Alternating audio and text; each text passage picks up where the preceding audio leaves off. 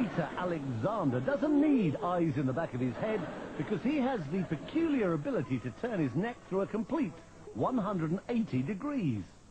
Normally the muscles and the vertebrae in the neck prevent that happening, but because of a peculiarity in his spine, Alexander has confounded orthopedic specialists for years.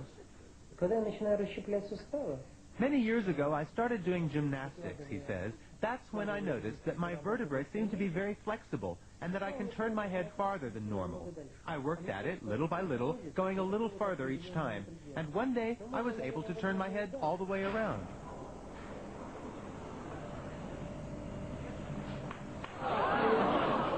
Despite the somewhat unsettling crunching of bones, Alexander claims to feel no, which is more than can be said for the people sitting behind him on a bus.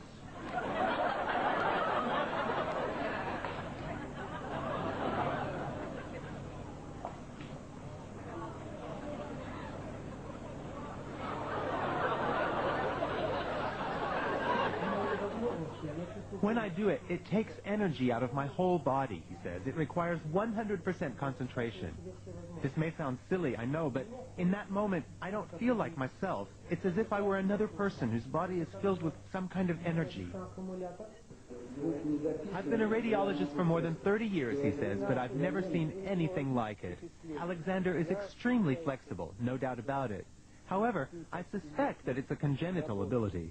It's not something anyone could learn or train for. On the contrary, if someone else were to try it, they would surely break their neck.